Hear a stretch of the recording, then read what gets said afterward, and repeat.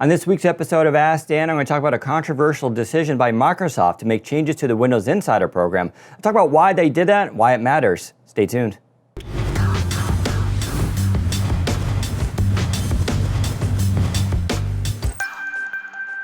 Why is Microsoft doing a limited rollout of the new Sets feature for Windows Insiders? Okay, so recently Microsoft announced Sets coming to the Windows Insider program. That's just a temporary name, so if you don't like it, don't worry, it'll probably get something worse or maybe better later on. Anyway, Sets is coming to Insiders, but it's also going to go wider in 2018. There's no firm release date for it yet. It may come with Redstone 4 or Redstone 5. Microsoft is not committing any longer to any firm release cycle for this feature. And I think they did that because they learned some of their lessons from things like Timeline, which they did announce for Redstone 3. And of course, that got pushed back until Redstone 4. And I think that's actually a smart move. So they're going to work on it. And when it's ready, it'll actually go out to whatever release cycle is at the time. Let's talk a little bit about Sets. Our own Zach Bowden reported on this feature earlier this year in an exclusive report. It was also known as the tabbed shell experience. And instead of opening just tabs of a new instance of that app, it now allows you to run UWP apps within that tab or run the web browser or other features of the OS. It's coming to UWP apps first. It'll eventually go to some Win32 apps, including Office in early 2018. So I recently wrote an editorial about why I'm personally excited about Sets, and the reason is I saw it all in action a few weeks ago when I met with Microsoft Executive Vice President Joe Belfiore in New York City. And so I got to see it in action, and it's very exciting. And I agree, this is not really a sexy topic. It is talking about productivity, but I think once you start using this, you're going to be very familiar with it and going to appreciate using it every day.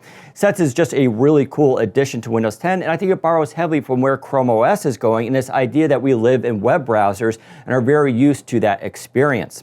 Now let's talk a little bit about the Windows Insider program, as there's some controversy here. Microsoft is not going to roll out this feature to the fast ring to all insiders. Instead, it's going to just a small group at first. And there's a good reason for this. First of all, Sets started off as a concept earlier this year, but now it is coming into reality. But what's different this time around is normally in the Insider program, when a new feature comes out, it's around 75% complete. And what Microsoft is looking for at that time is user feedback, specifically self-reporting. I like this feature. It looks great. I don't like the icon. It doesn't behave well or it causes crashing. This, however, with Sets is going to be a bit different. Development is in very early cycle right now, so what we're getting is essentially a prototype. When you first get Sets, if you're one of the lucky few on the fast ring to get it, it's going to be very rough, and that's because it is super early for this right now with Sets. What they're looking for is not so much whether you like it or not, but whether it actually works. And what I mean there is efficiency.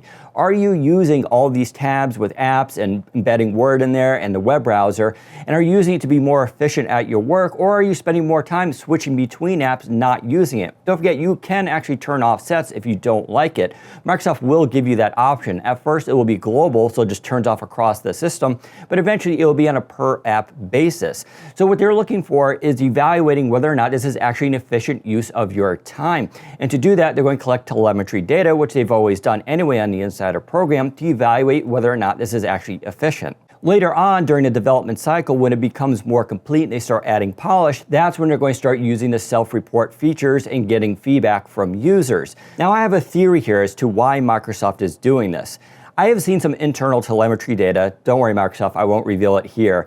But I've seen the results of some of their testing and what's being used and what's not being used, say in the Start menu or the taskbar. And you'd be surprised at some of the choices that Microsoft has made and rolled out to customers aren't being used that much. Now, this is always the problem designing an OS. The idea sounds good, you put it out there, and then you see what actually customers are using. And it turns out, well, not everything is going to be a hit. So what I actually think is happening here is Microsoft is taking a step back in their development process. Instead of putting a feature out there into the public and getting feedback on it later on only to roll it back, they're starting much earlier in the development process to see if it's actually effective and people are using it. If, however, sets doesn't actually pan out, that is, people don't like it, they're not more efficient with it, they're not using it, they're turning it off, well, I don't think sets will actually go forward because it's just not going to be used. And they're learning their lessons here as they go forward. As they bring out new features, they're going to be doing more of this evaluative testing. And I think it's a smart idea. After all, you don't want to release something only to have to roll it back later on.